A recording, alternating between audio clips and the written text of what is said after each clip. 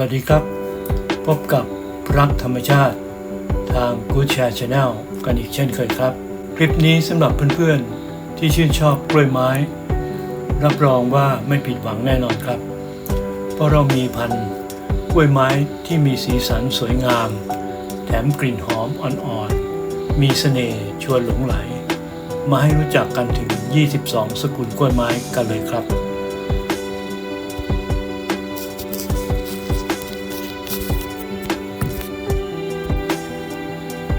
1. กล้วยไม้สกุลแคทเธอรียเป็นกล้วยไม้ที่ได้ชื่อว่าเป็นราชินีแห่งกล้วยไม้ด้วยสีสันที่สวยงามเนื่องจากการผสมพันธุ์ทำให้ได้แต่ละต้นมีความเป็นเอกลักษณ์เจริญเติบโตได้ดีที่สุดในสภาพอากาศอบอุ่นด้วยแสงสว่างปานกลางเหมาะสำหรับการปลูกในประเทศไทย 2. กล้วยไม้สกุลบราเซียกล้วยไม้บราเซียนั้นโดดเด่นด้วยกลีบเลี้ยงคล้ายแมงมุมและลวดลายดึงดูดพร้อมด้วยกลิ่นหอมน่าหลงไหลมี 8-12 ดอกใน1ช่อชอบความชื้นและชอบแสงที่สว่างจ้า 3. กล้วยไม้สกุลซิมบิเดียมกล้วยไม้พันธุ์ซิมบิเดียมมีดอกขนาดเล็กกว่าเมื่อเทียบกับพันธุ์กล้วยไม้อื่นๆสีสันสวยงามสามารถปลูกในสวนหรือในกระถางในร่มชอบอุณหภูมิที่อบอุ่นในระหว่างวันและอุณหภูมิที่เย็นในเวลากลางคืน 4. กล้วยไม้สกุลแวนด้ากล้วยไม้สกุลแวนด้ามีประมาณ80ชนิดมีกลิ่นหอมและติดทนนานถึงแม้จะออกดอกปีละ2 ครั้งถึง 3 ครั้งแต่กล้วยไม้แวนด้าก็สามารถเติบโตได้อย่างรวดเร็วเนื่องจากต้องการแสงและความชื้นสูง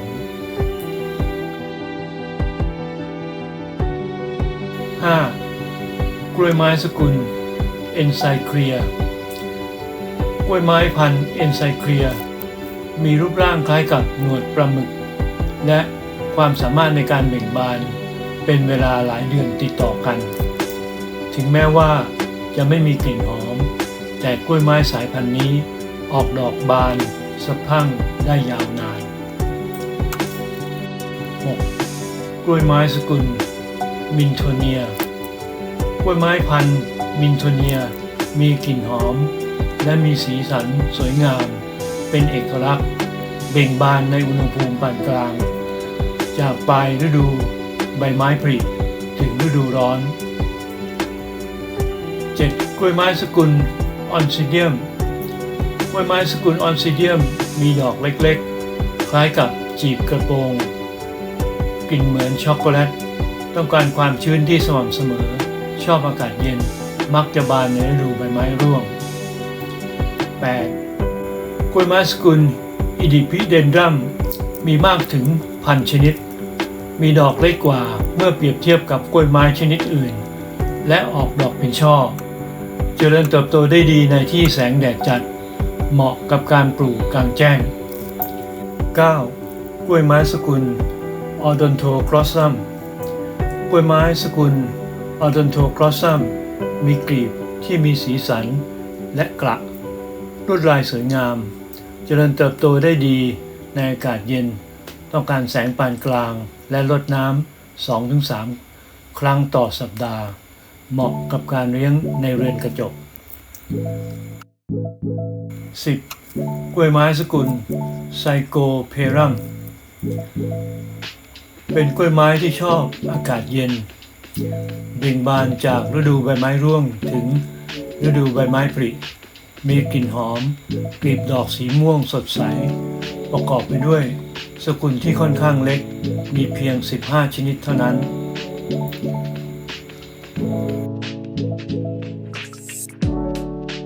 11. กล้วยไม้สกุล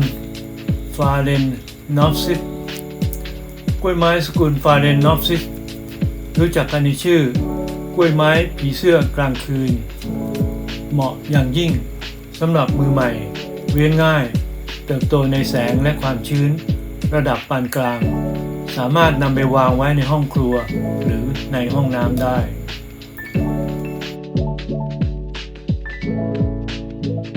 12. กล้วยไม้สกุลไซคอปซิสกล้วยไม้สกุลไซคอปซิสรู้จักกันในชื่อกล้วยไม้ผีเสื้อเพราะกลีบของมันมีจุดด่างดำดูเหมือนผีเสื้อเลี้ยงง่ายโตไวเนื่องจากมีความอดทนต่ออุณหภูมิและแสงได้หลากหลายและสามารถบานได้หลายเดือน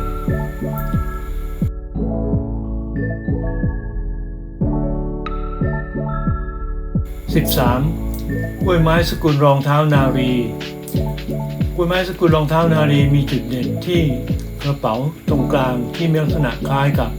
รองเท้าบัลเล่ต์ล้มรอยด้วยกลีบสีสันสดใสเลี้ยงง่ายเหมาะสำหรับมือใหม่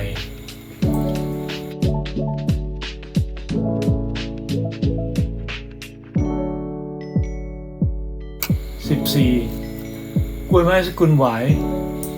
กล้วยไม้สกุลหวายมีมากถึง 1,800 ชนิดกล้วยไม้เหล่านี้ชอบที่จะเติบโตในกระถางขนาดเล็กชอบอากาศเย็นและความชื้นต่ำ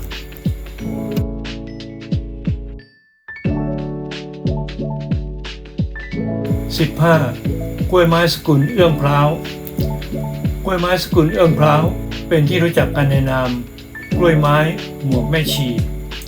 มีกลีบขนาดใหญ่คล้ายกับหมวกมีหลากหลายสีทั้งสีขาวชมพูแดงและม่วงและมักจะบานในช่วงฤดูหนาว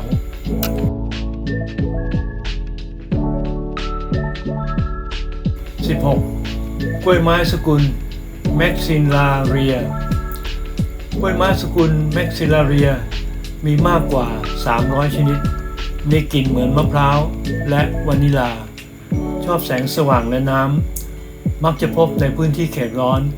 บานในต้นฤดูใบไม้ผลิ 17. กล้วยไม้สกุลเอื้องกล้วยไม้สกุลเอื้องเจริญเติบโตได้ดีในสภาพที่เปียกชื้นมักพบที่ด้านข้างของลำธารและแม่น้ำมีกระเป๋าคล้ายกับกล้วยไม้รองเท้านารี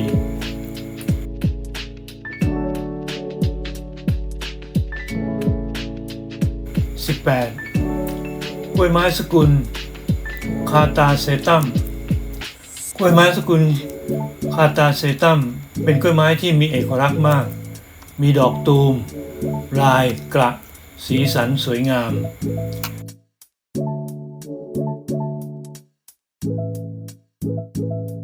19. กล้วยไม้สกุลไลแคสเต้กล้วยไม้สกุลไลแคสเต้มีหลายชนิดหลากหลายสีสันเช่นสีขาวสีเหลืองและสีแดงมีกลิ่นเหมือนมะนาวและอบเชยบานในช่วงปลายฤดูหนาวถึงต้นฤดูใบไม้ผลิ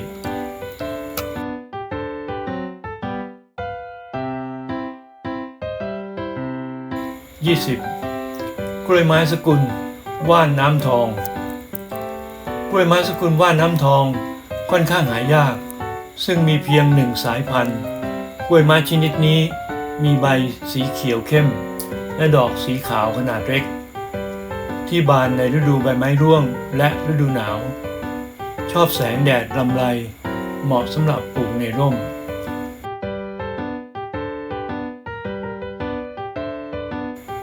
21. กล้วยไม้สกุลวานิลากล้วยไม้สกุลวานิลามีกลิ่นหอมที่เราคุ้นเคยเป็นกล้วยไม้ชนิดเดียวที่เติบโตบนเขาและต้องการพื้นที่แนวตั้งจำนวนมากดอกแต่ละดอกจะอยู่ได้ประมาณวันเดียวแต่ยังคงออกดอกได้ต่อไปอีก 1-2 เดือนสุด 22. กล้วยไม้สกุลบรัสซาโวลากล้วยไม้สกุลบรัสซาโวลามีชื่อเรียกว่ากล้วยไม้กลางคืนมีดอกสีขาวและสีเขียวมีกลีบดอกแคบๆที่ปล่อยกลิ่นหอมในตอนเย็นกล้วยไม้ชนิดนี้สามารถปลูกในกระถาง